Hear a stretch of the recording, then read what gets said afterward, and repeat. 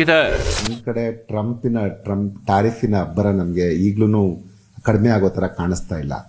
ಮತ್ತೆ ಎರಡನೇದು ಏನು ಅಂತಂದ್ರೆ, ಕೇಂದ್ರ ಬ್ಯಾಂಕ್ಗಳು ಕೂಡ ಅವರು ಡಿಡಾಲರೈಸೇಷನ್ ಮಾಡ್ತಾ ಇದೆ. ಮುಂಚೆ ಎಲ್ಲ ಡಾಲರ್ ಅಲ್ಲಿ ಒಂದಷ್ಟು ಅಸೆಟ್ಸ್ ನ ಇಟ್ಕೊಳ್ತಾ ಇದ್ರು. ಇವಾಗ ಎಲ್ಲ ಕೇಂದ್ರ ಬ್ಯಾಂಕ್ಗಳು, ಭಾರತವನ್ನು ಸೇರಿದಂತೆ ಅನೇಕ ಎಮರ್ಜಿಂಗ್ ದೇಶಗಳ ಕೇಂದ್ರ ಬ್ಯಾಂಕ್ಗಳು ಏನ್ ತೀರ್ಮಾನ ಮಾಡ್ತಾ ಇದೆ ಅಂದ್ರೆ, ನಾವು ಇದನ್ನ ಬಂಗಾರದಲ್ಲಿ ಗಟ್ಟಿಗಳ ಮೂಲಕ ನಾವು ರಿಸರ್ವ್ಸ್ ನ ಇಟ್ಕೊಳ್ಳೋಣ, ಅದು ನಮ್ಗೆ ಒಳ್ಳೇದಾಗತ್ತೆ ಅಂತ ತೀರ್ಮಾನ ಮಾಡಿದೆ. ಸೊ ಹಾಗಾಗಿ 2000 ಈಚೆಗೆನೆ ಪ್ರತಿ ವರ್ಷ ಕೇಂದ್ರ ಬ್ಯಾಂಕ್ಗಳೆಲ್ಲರೂ ನೀವು ಸರಾಸರಿ ತಗೊಂಡ್ರೆ 1,000 ಟನ್ ಅಷ್ಟು ಕೇಂದ್ರ ಬ್ಯಾಂಕ್ಗಳೇ ಪರ್ಚೇಸ್ ಮಾಡ್ತಾ ಇದೆ.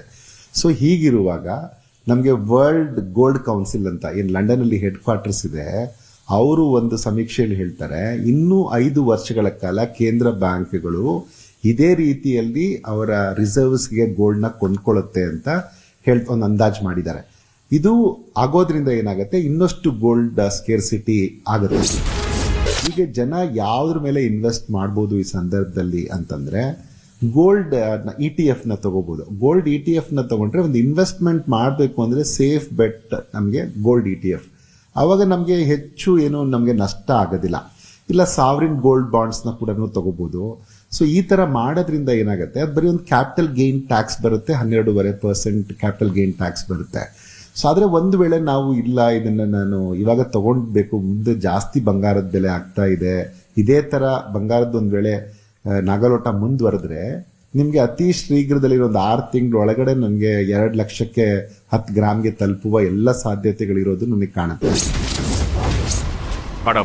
ಸ್ಟೇಟ್ ಶೇರ್ ಎಷ್ಟು, SGST ಎಷ್ಟು, CST ಎಷ್ಟು ಅಂತ ಇರುತ್ತೆ. ಸ್ಟೇಟ್ ಏನ್ ಶೇರ್ ಇದೆ, ಸೆಂಟ್ರಲ್ ಎಷ್ಟು ಶೇರ್ ಇದೆ ಅಂತ ಇರುತ್ತೆ.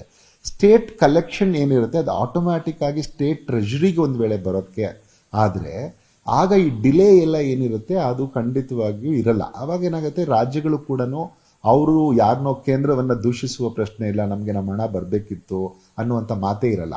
ಆಗ ಬಹುಶಃ ಮಚ್ ಆಫ್ ದಿಸ್ ಈಗೇನು IST ದೊಂದು ಬಿಟ್ರೆ, ಏನೋ ಇಂಟರ್ಸ್ಟೇಟ್ ಆಗುವಾಗ ಆಗುವಂತ GST ಒಂದು ಇಶ್ಯೂ ಬಿಟ್ರೆ, ಇನ್ನು ಒಳಗಡೆ ಆಗುವಂತದಕ್ಕೆ ಏನು ಇಶ್ಯೂಸ್ ಇಲ್ಲ. ಕೃತಕ ಬುದ್ಧಿಮತ್ತೆ, ಏನು ಆರ್ಟಿಫಿಷಿಯಲ್ ಇಂಟೆಲಿಜೆನ್ಸ್ ಅಂತ ನಾವು ಕರಿತೀವಿ, ಅದು ಮತ್ತೆ ಸೆಮಿ ಕಂಡಕ್ಟರ್ಸ್, ಇವುಗಳಿಗೆ ಅದು ಮ್ಯಾನುಫ್ಯಾಕ್ಚರ್ ಮಾಡಲಿಕ್ಕೆ ಸಾಕಷ್ಟು ಉತ್ತೇಜನ ಕೊಟ್ಟಿದೆ, ಕಳೆದ ಬಜೆಟ್ ಅಲ್ಲೂ ಕೊಟ್ಟಿದೆ. ಸೊ ಕರ್ನಾಟಕದಲ್ಲಿ, ಅದರಲ್ಲೂ ಬೆಂಗಳೂರಲ್ಲಿ ಈ ತರದೊಂದು ಹಬ್ಬನ್ನ ಮಾಡಲಿಕ್ಕೆ ಕೇಂದ್ರ ಸರ್ಕಾರ ಈ ಸರಿ ಒಂದು ಹಣವನ್ನ ಕೊಟ್ರೆ, ಖಂಡಿತ ಬೆಂಗಳೂರಲ್ಲಿ ಅದಕ್ಕೆ ಬೇಕಾಗುವಂತ ಸ್ಕಿಲ್ಡ್ ಪರ್ಸನಲ್ ಇರೋದ್ರಿಂದ, ಮತ್ತೆ ಬೆಂಗಳೂರು ಅದಕ್ಕೆ ಎಲ್ಲ ರೀತಿಯಲ್ಲೂ ಸೂಟ್ ಆಗಿರೋದ್ರಿಂದ ಖಂಡಿತ ಅದರಿಂದ ಸಾಕಷ್ಟು ರಿಸರ್ಚ್ಗೆ ಅನುಕೂಲ ಆಗುತ್ತೆ.